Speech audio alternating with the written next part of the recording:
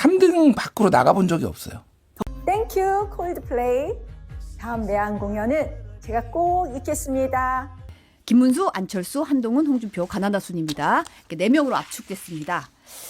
예상과 이제 좀 많은 패널분들한테 물어봤을 때 그러니까 4위라고 표현하긴 그렇지만 4번째가 누가 될 것이냐 했을 때 나경원 후보가 될 거다, 안철수 후보가 될 거다 약간 의견이 갈리긴 했는데 네. 나경원 후보의 탈락 어떻게 보십니까? 그러니까 뭐 저도 그랬고요. 나경원 후보가 올라갈 가능성이 높다라고 본 분이 한 80% 정도 되는 것 같아요. 보면 뭐 진보 보수 뭐 이런 거 따지지 않고 그냥 그 이유를 한 2가지 정도 봤는데, 하나는 이게 100% 여론조사라고 하더라도 역선택 방지 조항이 있으면은 당원이나 국민의힘 지지자들이 더 적극적으로 응답할 것이다. 그러면은 나경원 후보가 좀 더 유리할 것이다 본 거고, 또 하나는 나경원 후보가 역대 이런 류의 좀 이제 어느 정도 네임드가 된 다음에 완전 옛날까지 제가 다 찾아보지 못했는데 3등 밖으로 나가본 적이 없어요.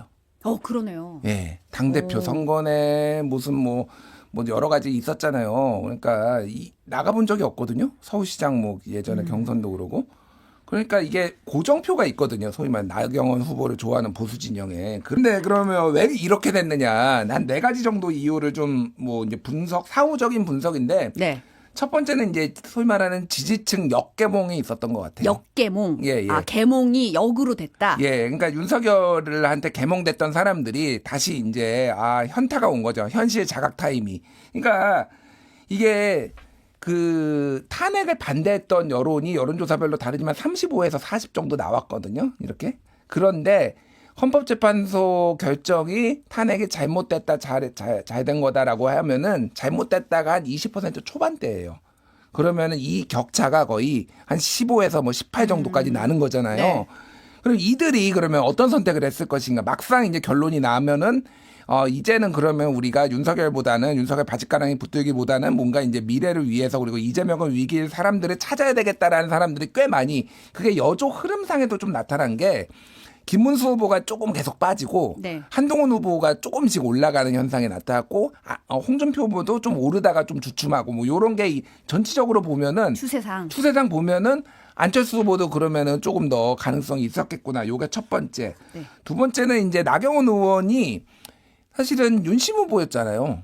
그렇죠. 본인이 처음에 출마를 이렇게 하게 된 계기가 윤석열 관저 가서 만나가지고 그때 그 보수 언론 보도에 따르면은 윤석열이 역할을 좀 해달라 이번 대선에서, 그러면서 자기가 나왔는데 이게 오락가락한 거예요. 그러니까 윤석열 뭐 윤심 발휘하면 안 된다, 윤석열을 경선에 끌드는 거 옳지 않다. 그러면은 그 사람들이 보기에는 사실은 나경원은 사람이 못 믿을 사람이네. 이렇게 윤의 열정적인 지지자. 그러면 그렇게 얘기를 해서 중도층에 좀 더 확장성이 있었느냐. 결과론적으로 보면 없었다라는 게, 차라리 전략적으로 보면 그냥 일관되게 윤심발이나 할 것을, 이런 생각이 하나가 들고, 또 하나는 이제 그동안의 캠페인 마케팅들이 좀 무리했다. 뭐 드럼통 퍼포먼스 화제는 되기는 했지만은 이게 적절하게 지금 이 대선 경선 이 국면에 맞는 거냐, 이런 지적들이 좀 있었던 것 같아요. 이건 뭐 결과론적이지만은 그게 좀 별로 효과가 없었다. 4번째는 대선 후보급이 아니다. 대선 후보급이 아니다. 그러니까 뭐냐면 아까 얘기했지만 나경원은 항상 3등 안에 들었어요. 네. 근데 이번에 4등 했잖아요. 근데 4등도 못 들어간 거죠. 아니 4등이 아니라 이제 4등도 못 들어간 거죠. 네. 그러니까 죄송합니다. 예. 그러니까 제가 말하는 거는 이 후보 경쟁자들이, 그러니까 홍준표 이미 뭐 경선도 그렇고 본선에도 이제 나갔던 사람이고, 안철수도 마찬가지고, 김문수도 어쨌든 예전에 박근혜랑 붙었 경선 그렇죠. 내부 경선 네네. 2012년에 붙었던 건데 나경원은 처음인 거예요. 그러니까 한동훈도 처음이지만 어쨌든 뭐 자기 팬덤이 있고 당 대표도 했고, 그러니까 나경원을 지지자들이나 유권자들이 대선 후보급이 아니다라고 봤을 가능성이 상당히 저는 높아 보인다. 그렇게 추론이 돼. 그래서 나경원 의원은 어쨌든 굉장히 정치적 좀 치명상을 입은 것 같아요. 그러니까 차기 이제 뭐 당권도 노리려고 하고 그럴 텐데 제대로 할 수 있을까? 1차에서 컷오프 된 게 치명상이 될 거다. 예, 그러니까 뭐 재기가 불가능하다라고 보지는 않지만은 어쨌든 어떤 고정 자산이 있는 분이니까. 다만 이게 당분간 이렇게 쉬워 보이진 않아요. 예.